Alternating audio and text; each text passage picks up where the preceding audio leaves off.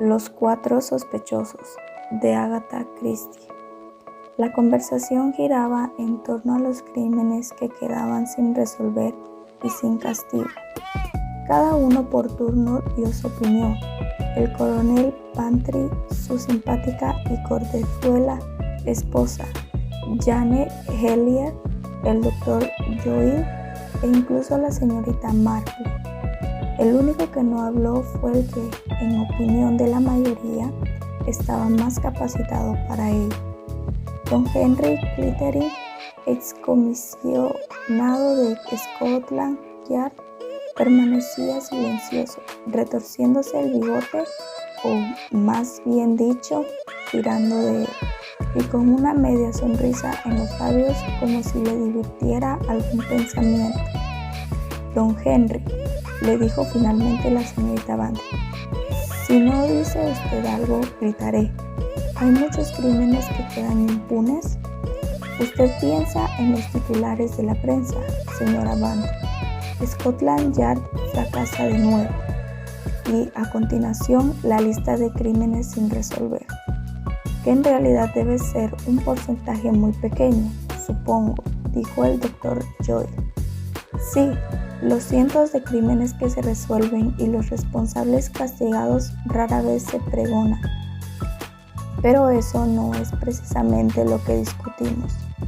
Los crímenes no descubiertos y los crímenes que quedan impunes son dos cosas por completo distintas.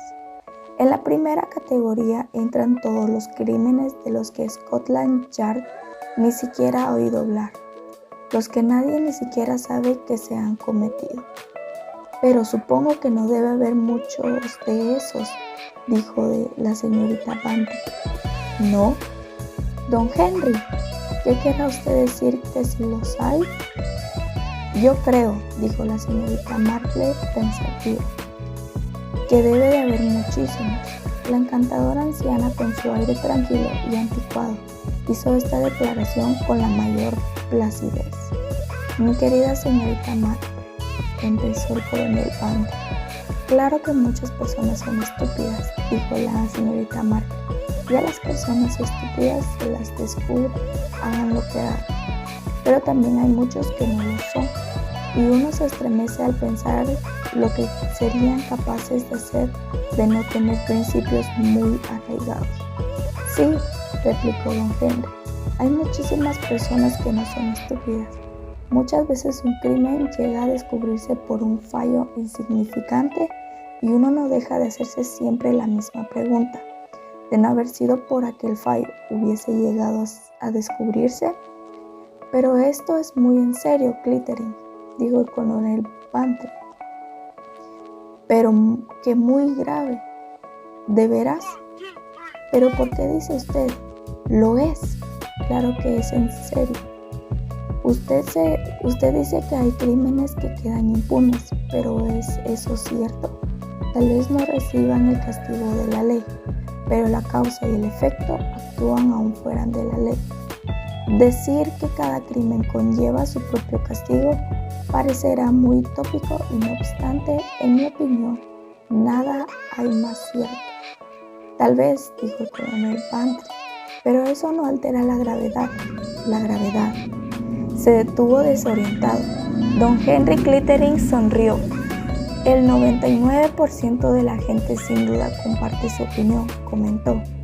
Pero ¿sabe usted? No es la culpabilidad lo importante, sino la inocencia. Eso es lo que nadie aprecia. No lo entiendo, exclamó Jane Hellier. Yo sí, replicó la señorita Marple. Cuando la señora Trent descubrió que le faltaba media corona que llevaba en el bolso, la persona más afectada fue la asistenta, la señora Arthur.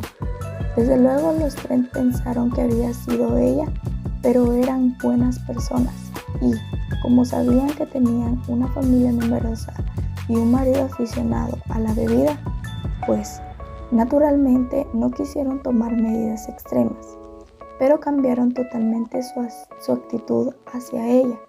Ya no la dejaban al cuidado de la casa cuando se ausentaban y otras personas empezaron a comportarse con ellas de un modo semejante. y luego se descubrió de pronto que había sido la institutriz, la señora Trent. La descubrió a través de una puerta que se reflejaba en un espejo, por pura casualidad, a la que yo prefiero llamar providencia. Y creo que eso es lo que quiere decir don Henry. La mayoría de las personas se hubieran interesado únicamente por saber quién cogió el dinero, que resultó ser la más insospechada, como en las novelas policíacas. Pero para quien realmente era importante, casi cuestión de vida o muerte, descubrir la verdad era para la señora Arthur, que no había hecho nada. Eso es lo que quiso usted decir, ¿verdad, don Henry? Sí, señorita Marple, ha dado usted en el clavo. La asistenta de su historia tuvo suerte en el caso que ha expuesto. Se demostró su inocencia, pero algunas personas pueden pasar toda su vida oprimidas por el peso de una sospecha completamente injusta. ¿Se refiere usted a algún caso en particular, don Henry?, preguntó la señora Bantry con astucia y con verdadera curiosidad. Pues a decir verdad, sí señora Bantry. Uno muy curioso, un caso en el que pensábamos que se había cometido un crimen, pero no teníamos la más remota posibilidad de comprobarlo. Veneno, supongo, exclamó Jane, algo que no deja rastro. El doctor Joel se removió inquieto y don Henry negó con la cabeza.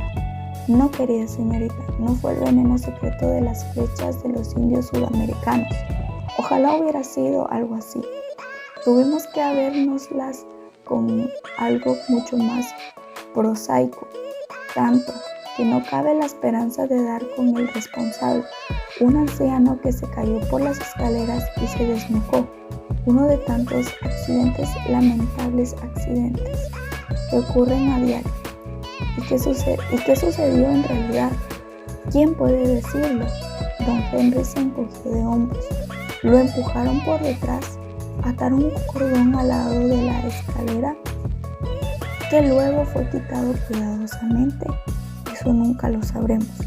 Pero usted cree que no fue un accidente. ¿Por qué?, quiso saber el médico.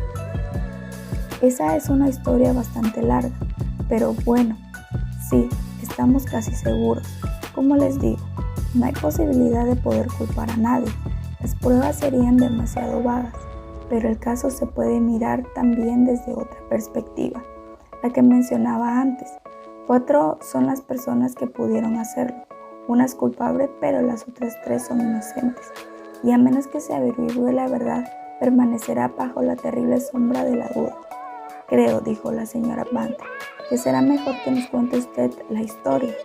En realidad no creo que sea necesario que me extienda tanto, replicó don Henry. Puedo resumir el principio. Es sobre una sociedad secreta alemana, la Mano Vengadora. Algo parecido a la Camorra o a la idea que la gente tiene de él. Una organización dedicada a la extorsión y el terrorismo. La cosa empezó repentinamente después de la guerra y se extendió con rapidez. Fueron numerosas las víctimas de la organización. Las autoridades no pudieron con ella porque sus secretos eran guardados celosamente y era casi imposible encontrar a nadie que quisiera traicionarlos.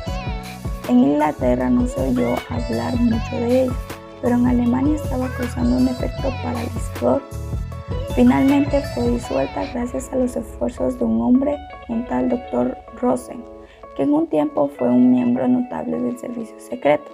Se hizo miembro de la sociedad, se infiltró en los círculos más íntimos y fue, tal como les digo, el instrumento que la desmoronó. Pero en consecuencia se convirtió en un hombre marcado y se consideró prudente que abandonara Alemania, al menos durante algún tiempo. Se vino a Inglaterra y fuimos informados por la policía de Berlín. Se entrevistó personalmente conmigo y advertí enseguida lo resignado de su actitud.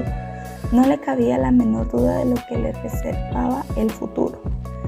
Me cogerán, don Henry me dijo. No cabe la menor duda. Era un hombre alto de hermosas facciones y voz profunda, que solo delataba su nacionalidad por su ligera pronunciación natural. Es una conclusión inevitable. No me importa, estoy preparado. Ya afronté ese riesgo al emprender esta empresa. He hecho lo que me propuse. La organización no podía volver a levantarse, pero quedaban muchas de sus miembros en libertad y se vengarán de la única manera que pueden, con mi vida. Es solo cuestión de tiempo, pero desearía alargarlo lo más posible. Estoy reuniendo el preparado material muy interesante, el resultado de toda una vida de trabajo, y si fuera posible me gustaría poder completar mi tarea. Habló con sencillez, pero con cierta grandeza. No pude dejar de admirar. Le dije que tomaríamos toda clase de precauciones, pero no me dejó insistir. Algún día, más pronto o más tarde, me cogerán, repetía. Y cuando ese día llegue, no se preocupe, no me cabe la menor duda de que habrá hecho todo lo posible para evitarlo. Luego me expuso sus proyectos, que eran bastante sencillos. Se proponía adquirir una casita en el campo donde vivir tranquilamente y continuar su trabajo. Por fin escogió un pueblecito de Somerset, Kings Nathan, situado a unas 7 millas de la estación ferrocarril y singularmente preservado a la civilización. Compró una casita preciosa en la que llevó a cabo algunas reformas y mejoras y se instaló en ella muy contento, acompañado de su sobrina Greta, un secretario, una vieja criada alemana que le había servido fielmente casi durante 40 años y un mañoso jardinero externo que era nativo de Kingston. Los 4 sospechosos, comentó el señor Lloyd con voz apagada. Exacto, los 4 sospechosos. No hay mucho más que decir. La vida transcurrió apaciblemente en Kingston durante 5 meses y entonces ocurrió la desgracia. El doctor Rosen se cayó una mañana por la escalera y fue hallado muerto media hora más tarde. En el momento en que debió ocurrir el accidente, Gertrude estaba en la cocina con la puerta cerrada y no oyó nada, o por lo menos eso dijo. La señorita Greta estaba en el jardín plantando unos bulbos, también según dijo. El jardinero Dobbs estaba en el cobertizo desayunando, según dijo, y el secretario había ido a dar un paseo. Tampoco tenemos otra cosa mejor que su palabra. Ninguno de ellos tiene una coartada ni es capaz de atestiguar la declaración de los demás, pero una cosa es cierta, nadie del exterior pudo hacerlo, ya que la presencia de un extraño hubiera sido advertida con seguridad en el pueblecito Kingston. La puerta principal y la de atrás estaban cerradas, y cada uno de los habitantes de la casa tenía su llave, de modo que ya ven que los sospechosos se reducen a estos 4. Greta, la hija de su propio hermano. Gertrude, que llevaba 40 años sirviéndole fielmente. Dobbs, que nunca había salido de Kingston. Y Charles Templeton, el secretario. Sí, intervino el coronel Bentley. ¿Qué nos dice de él? A mí me parece el más sospechoso. ¿Qué sabía usted de él? Pues lo que sé de él es lo que deja completamente al margen de sospechas, por lo menos de momento, dijo don Henry en tono grave. Charles Templeton era uno de mis hombres. ¡Oh!, exclamó el coronel Bentley, sí, visiblemente sorprendido. Sí, quise tener a alguien en la casa y que al mismo tiempo no llamara la atención del pueblo. Rosen realmente necesitaba un secretario y yo le proporcioné a Templeton.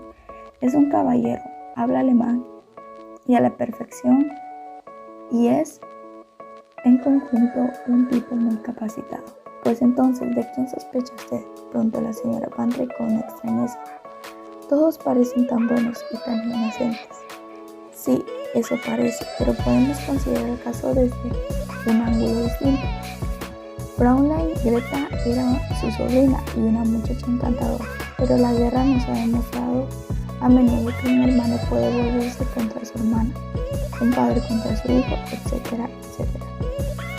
Que las más encantadoras y gentiles jovencitas eran capaces de cosas sorprendentes. Lo mismo puede aplicarse a Gertrude. Quién sabe qué otros factores pudieron obrar en su caso. Tal vez una disputa con su señor, un creciente resentimiento más intenso debido a los largos años de fidelidad, Las mujeres que tienen tantos años y pertenecen a esa clase algunas veces pueden vivir increíblemente amargas. Y 2. Queda eliminado por no tener la relación alguna con la familia. Con dinero se consiguen muchas cosas. Pudieron aproximarse a él de algún modo y sobornarlo.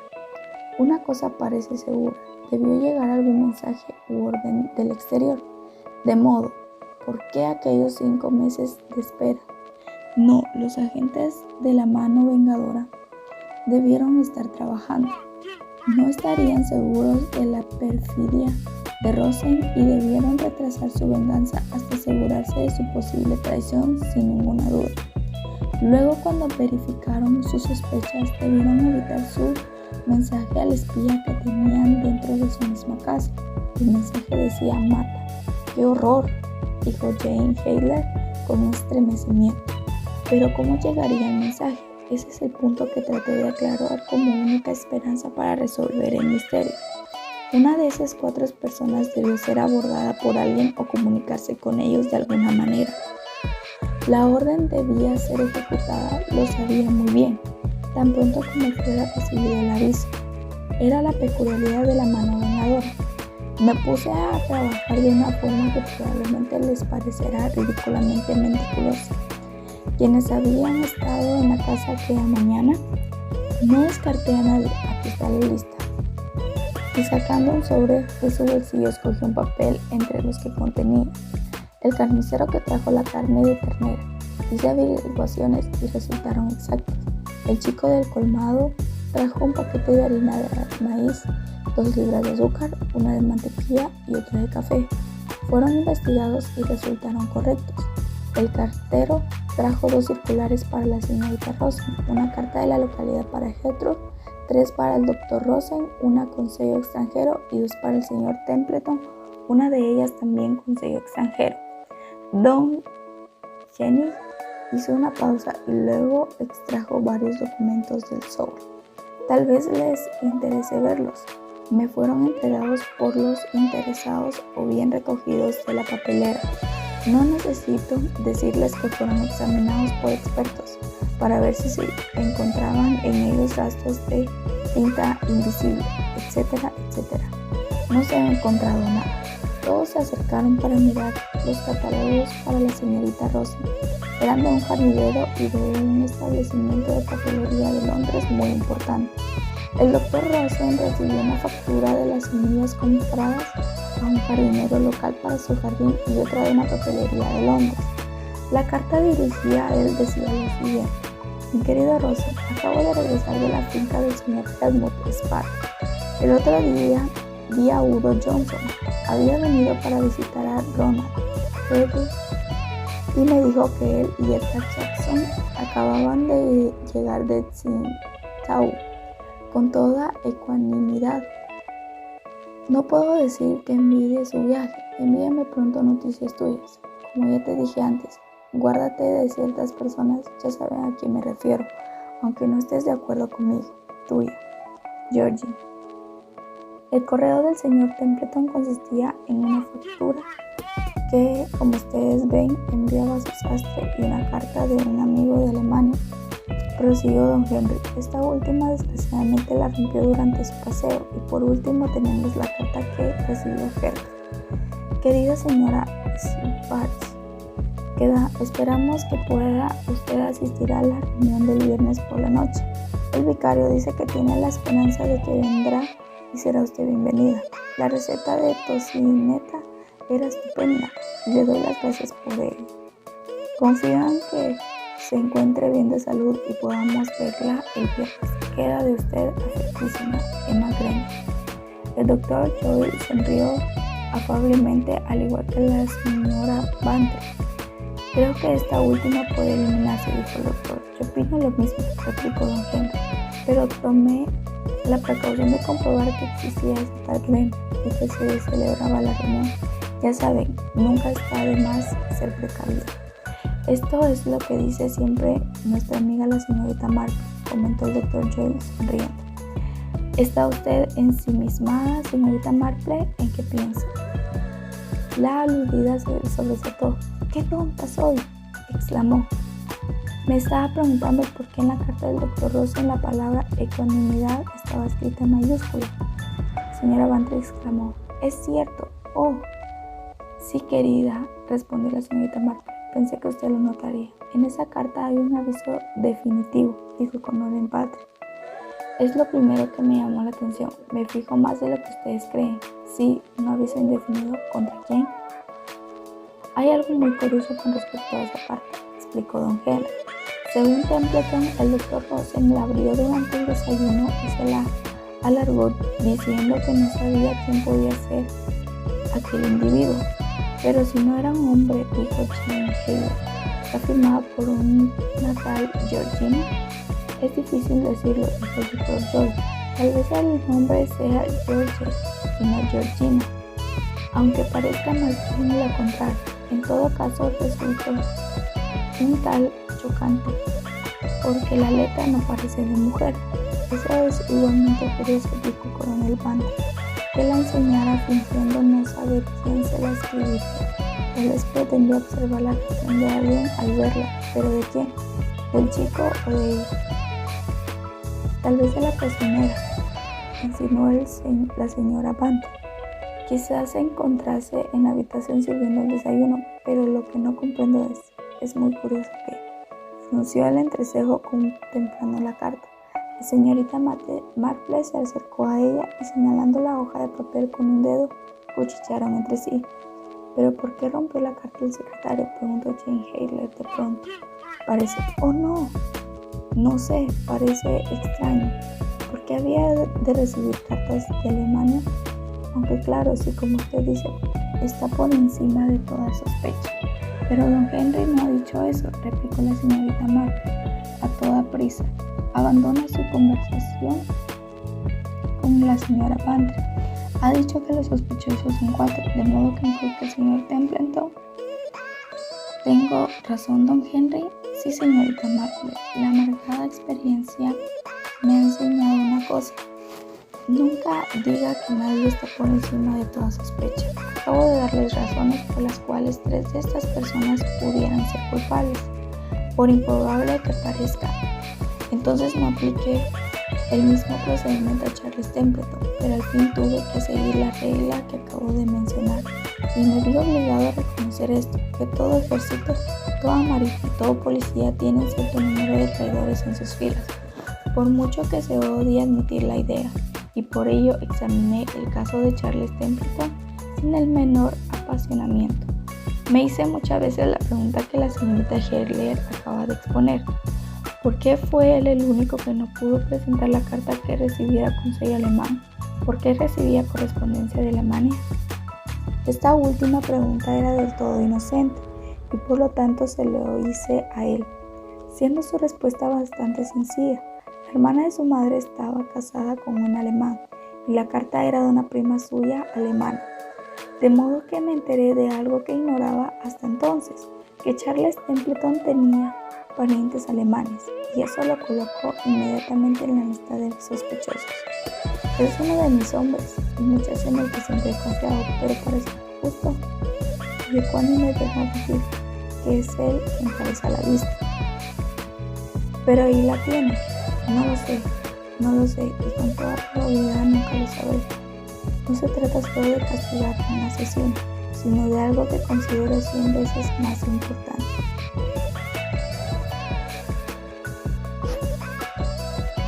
Se trata, quizás, de la posibilidad de haber arruinado la carrera de un hombre honrado a causa de nuevas sospechas. Sospechas que por parte no me atrevo a despreciar. La señorita Marple garció y dijo en tono amable: «Entonces, don Henry, si no le he entendido mal, ¿de quién sospecha principalmente es del joven Templeton?». «Sí, en cierto sentido. Y en teoría los 4 habrían de verse igualmente afectados por esta situación, pero no es ese es el caso. Dobbs, por ejemplo, aun cuando yo lo considere sospechoso, eso no altera en modo alguno su vida. En el pueblo nadie recela de que la muerte del Dr. Russell no fue accidental. Gertrude tal vez se haya visto algo más afectada. La situación puede presentar alguna diferencia, por ejemplo, en la actitud de Fraulein Russell hacia ella, aunque dudo de que eso le afecte excesivamente. En cuanto a Greta Rosen, bueno, allí llegamos al punto crucial de todo este asunto. Greta es una joven muy hermosa y Charles tampoco un muchacho opuesto. Convivieron 5 meses bajo el mismo techo sin otras distracciones exteriores y ocurrió lo inevitable. Se enamoraron el uno del otro, aunque no quieren admitir el hecho con palabras. Y luego ocurrió la catástrofe. Ya habían transcurrido 3 meses y un día o 2 después de mi regreso, Greta Rosen vino a verme. Había vendido la casita y regresaba a Alemania, una vez arreglados los asuntos de su tío. Acudió a mí, aunque sabía que me había retirado, porque en realidad deseaba verme por un asunto personal. Tras dar algunos rodeos, al fin me abrió su corazón. ¿Cuál era mi opinión? Aquella carta con sello alemán, la que Charles había roto, la había preocupado y seguía preocupando. ¿Había dicho la verdad? Sin duda debió decirla. Claro que creía su historia, pero si pudiera saberlo con absoluta certeza. ¿Comprenden? El mismo sentimiento, el deseo de confiar, pero lo terrible sospecha persistiendo en el fondo de su mente. A pesar de luchar contra ella, le hablé con absoluta franqueza, pidiéndole que hiciera lo mismo, y le pregunté si Charles y ella estaban enamorados. Creo que sí, me contestó. Oh sí, eso es, éramos tan felices, los días pasaban con tanta alegría. Los dos lo sabíamos, pero no había prisa, teníamos toda la vida por delante. Algún día me diría que me amaba y yo le contestaría que yo también. Pero puede usted imaginárselo, ahora todo ha cambiado. Una nube negra se ha interpuesto entre nosotros. Nos mostramos retraídos y cuando nos vemos no sabemos qué decirnos. Quizás a él le ocurre lo mismo. Nos decimos interiormente si estuviéramos seguros. Por eso, don Henry, le suplico que me diga, ¿puede estar seguro? Y quien quiera que matase a su tío no fue Charles Templeton. Dígamelo, se lo suplico, se lo suplico, se lo suplico. Y maldita sea, exclamó don Henry, dejando caer su puño con fuerza sobre la mesa. No puedo decírselo, se fueron separando más y más los dos, entre ellos se interponía la sospecha como un fantasma que no podía apartar. Se reclinó en la butaca con el rostro abatido y grave mientras movía la cabeza con desaliento. No hay nada más que hacer, a menos, volvió a enderezarse con una sonrisa burlona, a menos que la señorita Marple pueda ayudarnos. ¿Puede usted, señorita Marple? Tengo el presentimiento de que esa carta está en su línea, la de la reunión benéfica. ¿No le recuerda a alguien o algo que le haga ver este asunto muy claro? ¿No puede hacer algo por ayuda a 2 jóvenes desesperados que desean ser felices? Tras la sonrisa burlona se escondía cierta ansiedad con una pregunta. Había llegado a formarse una gran opinión del poder deductivo de aquella solterona frágil y anticuada, y la miró con cierta esperanza en los ojos. La señorita Marple garraspeó y se arregló la manteleta de encaje. Me recuerda un poco a Annie Poulty, a mi tío. Claro que la carta está clarísima, para la señora Barty y para mí. No me refiero a que habla de la reunión benéfica, sino a la otra. Al haber vivido tanto en Londres y no tenía ninguna afición por la jardinería, don Henry, no es de extrañar que no lo haya notado usted. Exclamó don Henry, ¿notado qué?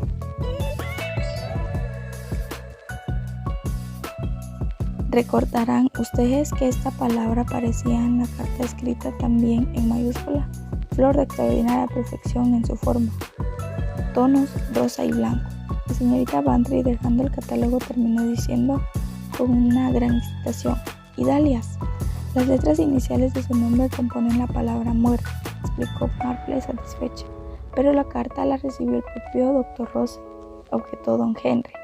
Esa fue la maniobra más inteligente, explicó la señorita Marple, y esa es la amenaza que se encerraba en ella.